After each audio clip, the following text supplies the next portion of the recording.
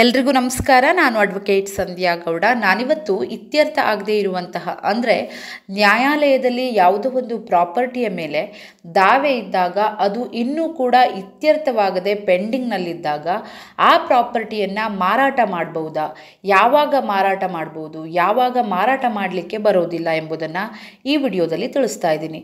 Video ನೋಡೋದಕ್ಕೂ ಮೊದಲು subscribe ಮಾಡಿಕೊಂಡು ವಿಡಿಯೋನ ನೋಡಿ. ನನ್ನ ಹೊಸ ವಿಡಿಯೋಸ್ ಬಂದಾಗ ನೋಟಿಫಿಕೇಶನ್ ಬರುತ್ತೆ.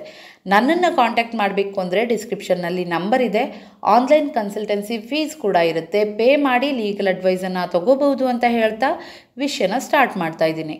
ತುಂಬ ಜನ ಕೇಳುವಂತಹ ಸಾಮಾನ್ಯ ಪ್ರಶ್ನೆಗಳೆಂದರೆ, ನಮ್ಮ ಪ್ರಾಪರ್ಟಿ ಮೇಲೆ ಕೇಸ್ ನಡೀತಾ ಇದೆ, ಯಾವುದೇ ರೀತಿಯ ಟೆಂಪ್ರರಿ ಇಂಜಂಕ್ಷನ್ ಆರ್ಡರ್ ಇಲ್ಲ, ಸ್ಟೇ ಆರ್ಡರ್ ಇಲ್ಲ, ಅನಾವಶ್ಯಕವಾಗಿ ನಮಗೆ ತೊಂದರೆ ಕೊಡೋ ಉದ್ದೇಶಕ್ಕೆ ಕೇಸನ್ನು ಹಾಕಿದ್ದಾರೆ, ನಾವು ಈ ಪ್ರಾಪರ್ಟಿಯನ್ನು ಮಾರಾಟ ಮಾಡಬಹುದಾ ಅಂತ ಕೇಳ್ತಾರೆ.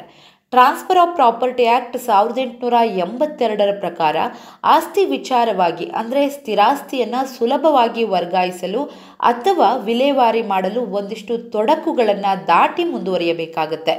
ಇತ್ಯರ್ಥವಾಗದ ದಾವೆ ಮತ್ತು ಅದಕ್ಕೆ ಸಂಬಂಧಪಟ್ಟಂತೆ ಇರಬೇಕಾದ ನಿಯಮಗಳ ಕುರಿತು transfer of property act 1882 section 52ರಲ್ಲಿ ತಿಳಿದುಕೊಳ್ತಾ ಹೋಗೋಣ. Transfer of property act 1882 section 52 ಇದು ಲೀಸ್ ಪೆಂಡೆನ್ಸ್ ಸಿದ್ಧಾಂತದೊಂದಿಗೆ ವ್ಯವಹರಿಸುತ್ತೆ. ಲೀಸ್ ಪೆಂಡೆನ್ಸ್ ಅಂದರೆ ಬಾಕಿ ಉಳಿದಿರುವ ದಾವೆ, ಅಂದರೆ ಇತ್ಯರ್ಥವಾಗದೆ ಬಾಕಿ ಉಳಿದಿರುವಂತಹ ಸೂಟ್. ಲೀಸ್ ಅಂದರೆ ಲಿಟಿಗೇಷನ್, ಸೂಟ್, ಮೊಕದ್ದಮೆ ಅಂತ ಹೇಳ್ತೀವಿ. ಪೆಂಡೆನ್ಸ್ ಅಂದರೆ ಪೆಂಡಿಂಗ್ನಲ್ಲಿದೆ, ಇನ್ನೂ ಕೂಡ ಇತ್ಯರ್ಥವಾಗದೆ ಪರಿಹಾರಕ್ಕಾಗಿ ಕಾಯ್ತಾ ಇದೆ ಅಂತ ಸೂಚಿಸುವಂಥದ್ದು. ಅದನ್ನೇ ಲೀಸ್ ಪೆಂಡೆನ್ಸ್ ಅಂತ ಕರಿತೀವಿ. ಸ್ವಲ್ಪ ಡೀಟೇಲ್ ಆಗಿ ಯಾಕೆ ಹೇಳ್ತಾ ಇದ್ದೀನಿ ಅಂದರೆ, ಲಾ ಸ್ಟೂಡೆಂಟ್ಸ್ ಯಾರಾದರೂ ವಿಡಿಯೋನ ನೋಡ್ತಾ ಇದ್ದರೆ ಅವರಿಗೆ ಎಕ್ಸಾಮ್ಗೆ ಕೂಡ ತುಂಬ ಉಪಯುಕ್ತ ಆಗುತ್ತೆ ಅನ್ನೋ ಕಾರಣಕ್ಕೆ. ಡಾಕ್ಟ್ರಿನ್ ಆಫ್ ಲೀಸ್ ಪೆಂಡೆನ್ಸ್ ಅಂತಾನೆ ಎಕ್ಸಾಮಲ್ಲಿ ಬರೆಯೋದಿರುತ್ತೆ. ಅವರಿಗೆ ಈ ವಿಡಿಯೋ ನೋಡಿದರೆ ಈಸಿಯಾಗಿ ಅರ್ಥ ಆಗುತ್ತೆ. ಈಗ ಡಾಕ್ಟ್ರಿನ್ ಆಫ್ ಲೀಸ್ ಪೆಂಡೆನ್ಸ್ ಇದು ಲ್ಯಾಟಿನ್ ಮ್ಯಾಕ್ಸಿಮ್ ಪೆಂಡೆಂಟಿ ಲಿಟೆ ನಿಹಿಲ್ ಇನೋವೇಚರಿಂದ ಬಂದ ಪದವಾಗಿದೆ. ಇದು ಸ್ಥಿರ ಆಸ್ತಿಗೆ ಸಂಬಂಧಿಸಿದಂಥ ಕಾನೂನು ತತ್ವವಾಗಿರುತ್ತೆ. ಈ ಸಿದ್ಧಾಂತವು ನಿರ್ದಿಷ್ಟ ಆಸ್ತಿಗೆ ಸಂಬಂಧಿಸಿದಂತೆ ಬಾಕಿ ಇರುವಂತಹ ಮೊಕದ್ದಮೆಯಲ್ಲಿ ಒಳಗೊಂಡಿರುವಂತಹ ಪಕ್ಷಗಾರರ ಹಕ್ಕುಗಳು ಮತ್ತು ಹಿತಾಸಕ್ತಿಗಳನ್ನು ರಕ್ಷಿಸಲು ಕಾರ್ಯವನ್ನು ನಿರ್ವಹಿಸುತ್ತೆ. ಒಂದು ದಾವೆ ಇತ್ಯರ್ಥವಾಗದೆ ಇನ್ನೂ ಕೂಡ ನ್ಯಾಯಾಲಯದಲ್ಲಿ ಬಾಕಿ ಇದ್ದಾಗ ಅದಕ್ಕೆ ಹೊಸ ಸಂಗತಿಗಳನ್ನು ಸೇರಿಸಬಾರದು ಅನ್ನುವಂತಹ ತತ್ವದ ಮೇಲೆ ಇದು ಆಧಾರವಾಗಿರುತ್ತೆ.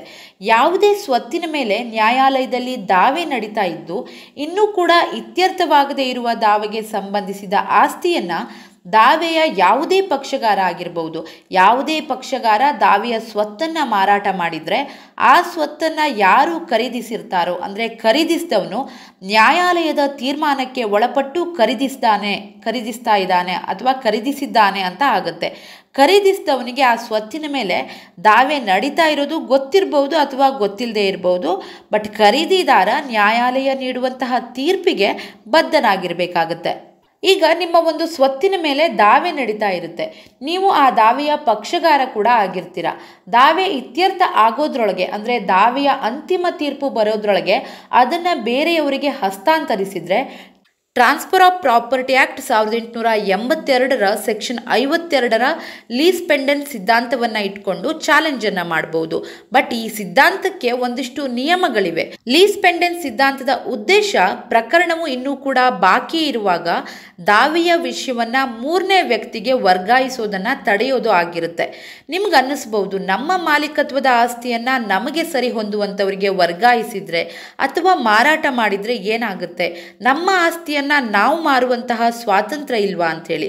ಖಂಡಿತ ಇದೆ. ಆದರೆ ಒಂದು ಆಸ್ತಿಯನ್ನು ಒಳಗೊಂಡು ಕಾನೂನು ವಿವಾದ ಅಥವಾ ದಾವೆ ನಡೆಯುತ್ತಿದ್ದಾಗ ನಿರ್ದಿಷ್ಟ ಅವಧಿಗೆ ಆಸ್ತಿಯನ್ನು ಮಾರಾಟ ಮಾಡದಂತೆ ಮಾಲೀಕರನ್ನು ತಡೆಯುವಂಥದ್ದು ಇರುತ್ತೆ ಮತ್ತು ತಡೆಯದಂತೆ ನಿಯಂತ್ರಿಸುವ ಕಾನೂನು ಚೌಕಟ್ಟು ಈ 1882 transfer of property act section 52 ಆಗಿರುತ್ತೆ.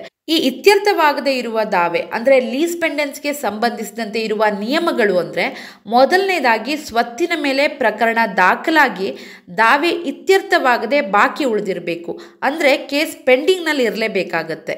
ನೆಕ್ಸ್ಟು ಸ್ವತ್ತಿನ ಮೇಲೆ ದಾವೆ ನಡೆಯುತ್ತಿದ್ದಾಗ ಆ ದಾವೆ ವಿಚಾರಣೆಗೆ ಸಕ್ಷಮ ನ್ಯಾಯಾಲಯದ ವ್ಯಾಪ್ತಿಗೆ ಒಳಪಟ್ಟಿರಬೇಕಾಗತ್ತೆ.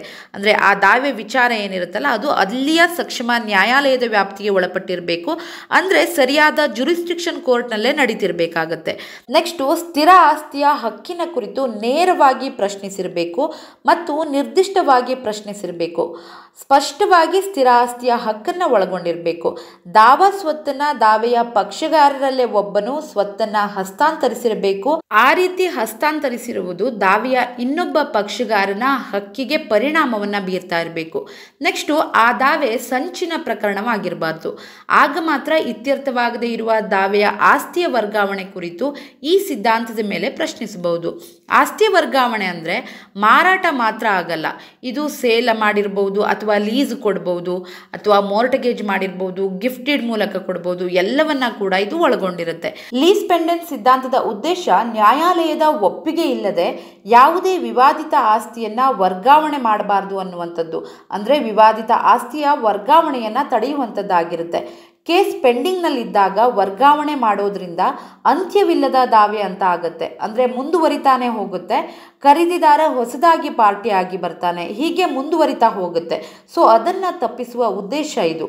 ಇತ್ಯರ್ಥವಾಗದ ಮೊಕದ್ದಮೆಯಲ್ಲಿ ಇರುವ ಎದುರಾಳಿ ಪಕ್ಷಗಾರನಿಗೆ ಆಗುವ ನಷ್ಟವನ್ನು ತಡೆಯುವ ಉದ್ದೇಶ ಮತ್ತು ಎಲ್ಲ ಪಕ್ಷಗಾರರನ್ನ ಸಮನಾಗಿ ತೋರಿಸುವಂತಹ ಉದ್ದೇಶವನ್ನು ಹೊಂದಿರುತ್ತೆ.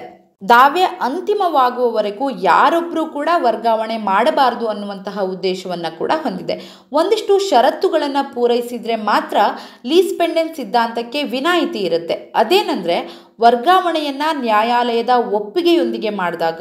ಈಗ ಸ್ಥಿರಾಸ್ತಿಯ ಹಕ್ಕುಗಳಿಗಾಗಿ ನೇರವಾಗಿ ಮತ್ತು ಸ್ಪಷ್ಟವಾಗಿ ಒಳಗೊಂಡ ಮೊಕದ್ದಮೆಯಲ್ಲಿ ನ್ಯಾಯಾಲಯವು ವಿಧಿಸುವ ಯಾವುದೇ ಷರತ್ತುಗಳಿಗೆ ಒಳಪಟ್ಟು ಪ್ರಕರಣ ನಡೆಯುತ್ತಿರುವಾಗ ಯಾವುದೇ ಪಕ್ಷಕ್ಕೆ ಆಸ್ತಿಯನ್ನು ವರ್ಗಾವಣೆ ಮಾಡಲು ಅನುಮತಿ ನೀಡುವ ಅಧಿಕಾರವನ್ನು ನ್ಯಾಯಾಲಯ ಹೊಂದಿದೆ.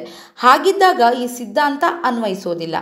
ಈ ರೀತಿ ನ್ಯಾಯಾಲಯ ಷರತ್ತುಗಳಿಗೆ ಒಳಪಡಿಸಿ ಆಸ್ತಿ ವರ್ಗಾವಣೆಗೆ ಅನುಮತಿ ನೀಡಿರುವಂಥದ್ದು ಕೂಡ ಇದ್ದಾವೆ. ವಿನೋದ್ ಶೇಟ್ ವರ್ಸಸ್ ದೇವೇಂದರ್ ಬಜಾಜ್ ಪ್ರಕರಣದಲ್ಲಿ ಈ ಲೀಸ್ ಪೆಂಡೆಂಟ್ ಸಿದ್ಧಾಂತ ದಾವೆಯನ್ನು ಇತ್ಯರ್ಥಗೊಳಿಸಿರುವ ಮತ್ತು ದಾವೆಯನ್ನು ಹೂಡುವ ಮೊದಲೇ ಹಸ್ತಾಂತರಿಸಿರುವ ಸ್ವತ್ತಿಗೆ ಅನ್ವಯಿಸೋದಿಲ್ಲ. ದಾವೆ ಇತ್ಯರ್ಥವಾಗದೆ ಬಾಕಿ ಉಳಿದ ಪ್ರಕರಣಕ್ಕೆ ಮಾತ್ರ ಅನ್ವಯಿಸುತ್ತೆ. ಸೊ ಇದನ್ನು ಸರಿಯಾಗಿ ನೆನಪಿಟ್ಕೊಂಡಿರಬೇಕು. ನೆಕ್ಸ್ಟು ದಾವೆ ಹೂಡಿದ ದಿನಾಂಕದಿಂದ ನೋಡಬೇಕಾಗತ್ತೆ. ಕೆಟ್ಟ ಉದ್ದೇಶಗಳಿಗೆ ದಾವೆಯನ್ನು ಹೂಡಿರಬಾರ್ದು. ಸಕ್ಷಮ ನ್ಯಾಯಾಲಯದ ವ್ಯಾಪ್ತಿಗೆ ಒಳಪಟ್ಟಿರಬೇಕಾಗತ್ತೆ. ದಾವೆಯ ಪಕ್ಷಗಾರನೇ ಹಸ್ತಾಂತರಿಸಿರಬೇಕು. ಸೊ ನೋಡಿದ್ರಲ್ಲ, ಇತ್ಯರ್ಥವಾಗದೆ ಬಾಕಿ ಉಳಿದಿರುವ ದಾವೆಯ ಸ್ವತ್ತನ್ನು ಯಾವಾಗ ವರ್ಗಾವಣೆಯನ್ನು ಮಾಡಬಹುದು, ಯಾವಾಗ ವರ್ಗಾವಣೆ ಮಾಡಲಿಕ್ಕೆ ಬರೋದಿಲ್ಲ ಅನ್ನುವಂಥದ್ದನ್ನು. ಇವತ್ತಿನ ವಿಷಯ ನಿಮಗೆಲ್ಲ ಅರ್ಥ ಆಗಿದೆ ಅನ್ಕೋತೀನಿ. ವಿಡಿಯೋ ಇಷ್ಟ ಆಗಿದ್ರೆ ಲೈಕ್ ಮಾಡಿ, ಶೇರ್ ಮಾಡಿ ಮತ್ತು ಸಬ್ಸ್ಕ್ರೈಬ್ ಮಾಡೋದನ್ನು ಖಂಡಿತ ಮರಿಬೇಡಿ. Thank you so much.